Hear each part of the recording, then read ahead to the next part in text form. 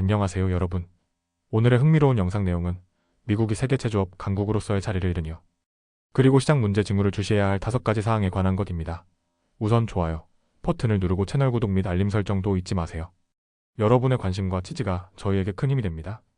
첫 영상은 월스트리트 저널이 보도한 아주 깊이 있는 경제 분석입니다. 이 기사에서는 과연 미국이 다시 제조업 강국으로 돌아갈 수 있을지, 그리고 트럼프 대통령이 내세운 관세 정책이 그런 전환점이 될 수 있을지에 대해 다루고 있습니다. 이번 영상은 지난 100년 동안 미국 제조업이 어떻게 성장하고 쇠퇴했는지를 짚어보고 오늘날의 현실과 앞으로의 방향까지 논리적으로 살펴보겠습니다. 먼저 시간을 거슬러 올라가 보겠습니다. 1950년대 미국의 민간 부문 일자리 중 무려 35%가 제조업이었습니다. 디트로이트의 자동차 공장, 노스캐롤라이나의 섬유 공장, 오하이오의 철강산업. 당시 미국은 진정한 체조 대국이었고 세계의 공장이라는 말이 어울리는 나라였습니다. 하지만 지금은 상황이 많이 달라졌습니다. 오늘날 제조업이 차지하는 비중은 겨우 9.4%. 숫자만 봐도 쇠퇴의 정도가 느껴집니다. 그렇다면 어떻게 이렇게 되었을까요? 미국이 제조업 강국으로 성장한 데에는 몇 가지 이유가 있었습니다.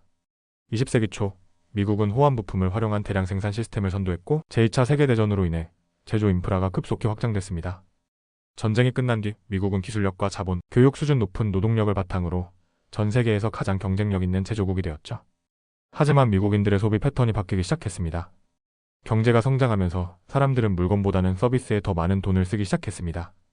여행, 외식, 의료, 금융 같은 서비스 산업이 점점 더 커지며 자연스럽게 제조업은 그 중심에서 밀려나게 된 것입니다. 여기에 더해 생산지의 지리적 이동도 큰 영향을 미쳤습니다. 1960년대 이후 미국 내 제조업체들은 인건비가 저렴한 남부 지역으로 공장을 옮기기 시작했고 이어서 멕시코나 아시아 등 더 값싼 해외로 눈을 돌리게 됩니다. 그리고 결정적인 전환점은 바로 차이나 쇼크였습니다. 2001년 중국이 세계무역기구에 가입하면서 엄청난 생산 역량과 값싼 노동력을 바탕으로 전 세계 제조시장을 빠르게 장악하게 됩니다. 미국 남부와 중서부의 많은 제조업체들은 중국과의 경쟁에서 살아남지 못했고 그 여파는 노동자들에게 직접적인 타격이 되었습니다. 하버드 대학교의 고든 헨슨 교수는 이 충격이 역사적인 변곡점이 되었으며 단순한 산업의 변화가 아니라 미국 사회 전반의 균형을 흔든 사건이라고 분석합니다. 그럼 트럼프 대통령의 관세 정책은 이런 상황을 되돌릴 수 있을까요? 트럼프 대통령은 미국 제조업의 부흥을 위해 광범위한 관세 정책을 추진하고 있습니다. 중국산 저가 제품에 고율의 관세를 부과하고 자국 내 제조업 회귀를 유도하려는 전략입니다. 그러나 다수의 경제학자들은 회의적인 입장입니다.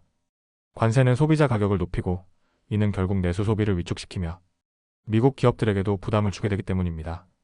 경제학자들은 제조업 일자리가 30% 늘어난다고 해도 민간 고용에서 차지하는 비중은 고작 12%에 불과하다고 말합니다. 예전처럼 제조업이 경제의 중심이 되는 시대는 다시 오기 어렵다는 겁니다. 게다가 지금 미국이 경쟁력을 갖는 분야는 제조보다는 소프트웨어, 금융, 법률 서비스, 그리고 지식재산권과 같은 분야입니다. 미국은 이미 1조 달러가 넘는 서비스를 수출하고 있으며 이는 세계 1위 규모입니다. 물론 일부 분야에서는 제조업 회복이 국가적으로도 중요합니다. 예를 들어 반도체 같은 첨단 기술 제품은 단순한 산업이 아니라 국가 안보와도 직결되는 문제이기 때문입니다. 이런 제품은 특정 국가에 의존하지 않고 국내에서 안정적으로 생산하는 것이 바람직할 수 있습니다. 하지만 모든 제품이 그런 건 아닙니다. 일례로 티셔츠나 믹서기 같은 저가 내구재를 다시 미국에서 생산한다고 해서 그것이 경제적으로 의미 있는 선택이 될지는 의문입니다. 결국 해답은 단순한 관세나 보호주의 정책이 아니라 어디에 집중적으로 투자할지를 정하는 데 달려 있습니다. 경제학자 수잔 하우스먼은 우리가 정말 필요한 산업에 집중해서 선택적으로 육성해야 한다고 말합니다. 미국은 더 이상 과거처럼 무조건 모든 것을 차체 생산하는 나라가 아닙니다. 이제는 고부가가치 산업에 집중하고 제조업은 전략적인 영역에서 선별적으로 되살리는 방식이 더 현실적이라는 것이 전문가들의 공통된 분석입니다. 트럼프 대통령의 관세 정책은 분명 이슈의 중심에 있습니다. 하지만 그 정책만으로 과거의 영광을 되찾을 수 있을지는 아직 미지수입니다. 오늘날의 경제 구조는 너무나 다층적이고 복잡하며 제조업의 부흥은 단순한 관세만으로 해결될 수 없는 문제이기 때문입니다. 이 영상이 미국 제조업의 과거와 현재, 그리고 앞으로의 가능성을 이해하는 데 도움이 되었기를 바랍니다. 다음 영상은 월스트리트 저널이 보도한 아주 중요한 경제 뉴스를 전해드리겠습니다. 이번 이야기는 지금 월가와 전 세계 투자자들이 주목하고 있는 미국 금융시장의 위험 신호, 그리고 그 속에 숨어있는 트럼프 대통령의 관세 정책과 관련된 불안 요소들에 대한 이야기입니다. 최근 미국 금융시장은 트럼프 대통령의 새로운 관세 정책 발표 이후 큰 혼란에 빠져 있습니다. 불과 몇 주 전까지만 해도 상승세를 타던 미국 증시는 관세 발표 이후 급락했다가 또 다시 반등하는 롤러코스터 장세를 연출하고 있습니다. 하지만 겉으로 드러나는 주가 흐름만 보고 안심하기엔 이면에 숨어있는 위험 신호들이 너무나 뚜렷하게 나타나고 있습니다. 오늘은 그런 신호 5가지를 살펴보며 미국 시장이 지금 어떤 위기 상황에 처해 있는지를 풀어보겠습니다. 첫 번째 신호는 바로 30년 만기 미국 국채입니다. 월가에서는 미국 국채를 세상에서 가장 안전한 자산, 즉 무위험 금리라고 부릅니다. 보통 시장이 불안할 때 사람들은 국채를 사들이면서 금리가 하락하는 게 일반적입니다. 그런데 지금은 그 정반대 현상이 벌어지고 있습니다.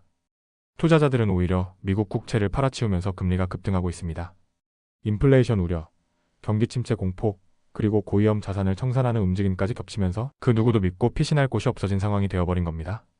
두 번째 신호는 정크본드 보험입니다. 정크본드란 투자 위험이 높은 기업 채권을 뜻하는데요. 지금 월가에서는 이런 정크본드가 무너질 것에 대비하는 보험 수요가 사상 최고치를 기록하고 있습니다. 특히 고수익 채권에 투자하는 ETF와 관련된 풋옵션 거래량이 역대 최대 수준까지 치솟았습니다. 자산운용사 GMO의 포트폴리오 매니저 베닝커는 이런 상황을 두고 기업들이 현명한 경영 결정을 내리기 어려운 환경이라고 지적합니다. 다시 말해 미국 기업들의 파산 위험이 실제로 빠르게 높아지고 있다는 뜻입니다. 세 번째 신호는 채권 시장의 항복 시그널입니다. 바클레이즈가 추적하는 고수익 채권 항복 지표는 최근 91%까지 치솟았습니다. 이 수치가 100%에 도달하면 시장은 사실상 붕괴 단계로 들어서게 됩니다. 과거 이 지표가 100%를 넘었던 때는 2008년 금융위기, 2011년 유럽위기, 2016년 유가 폭락, 2020년 코로나19 팬데믹, 그리고 2022년 금리 폭등 등 단 5번뿐이었습니다. 지금 채권 시장은 그 위기 직전 단계까지 근접하고 있는 것입니다. 네 번째 신호는 기업 대출 자금의 대탈출입니다. 미국에서 기업 대출에 투자하는 ETF에서는 지난 4월 4일 하루 동안 13억 달러, 우리 돈으로 약 1조 7천억 원이 빠져나갔습니다. 역대 최대 규모의 자금 유출입니다. 특히 인베스코나 야누스 핸더슨 같은 주요 자산운용사의 기업 대출 펀드 가격은 3% 이상 하락하며 충격을 보여주고 있습니다. 다섯 번째 신호는 선물시장 유동성 붕괴입니다. 선물시장은 주식이나 채권 가격이 급변할 때 충격을 흡수하는 중요한 역할을 합니다. 그런데 지금 S&P 500 지수 선물, 10년물 미국 국채 선물 시장에서 유동성, 즉 사고 파는 거래가 급격히 줄어들고 있습니다. 퀀티터티브 브로커스의 수석 과학자 로버트 알름그레는 이런 현상을 두고 코로나19 초기 시장이 무너졌던 2020년 이후 처음 보는 수준이라고 지적합니다. 즉, 시장 참여자들이 가격 변동에 대한 공포 때문에 선물 시장에서 거래 자체를 피하고 있다는 뜻입니다. 이는 또 다른 충격이 올 경우 시장이 훨씬 더 큰 타격을 입을 수 있음을 보여주는 위험 신호입니다. 이렇게 5가지 신호를 살펴보면 지금 미국 시장은 표면적으로 주가가 반등하는 모습을 보여주고 있지만 내부적으로는 위기가 점점 더 깊어지고 있음을 알 수 있습니다. 트럼프 대통령의 관세 정책은 분명히 미국 제조업 보호라는 명분을 앞세우고 있습니다. 하지만 그 여파는 예상보다 훨씬 복잡하고 시장 전체를 불안하게 만들고 있습니다. 채권 시장 불안, 기업 대출 위기, 정크본드 붕괴 우려, 유동성 위축, 그리고 파산 가능성 확대. 이 모든 것이 지금의 미국 시장을 설명하는 키워드입니다. 앞으로 미국 시장은 어떤 방향으로 갈까요? 트럼프 대통령의 관세 정책이 이 위기를 돌파구로 만들 수 있을지, 아니면 시장 전체를 더 큰 혼란 속으로 몰아넣을지 전 세계 투자자들이 숨죽여 지켜보고 있습니다. 오늘은 여기까지입니다. 다음 영상에서 더 유익하고 흥미로운 내용으로 찾아뵙겠습니다. 이 영상은 투자 의견이 아닙니다. 매우 감사합니다.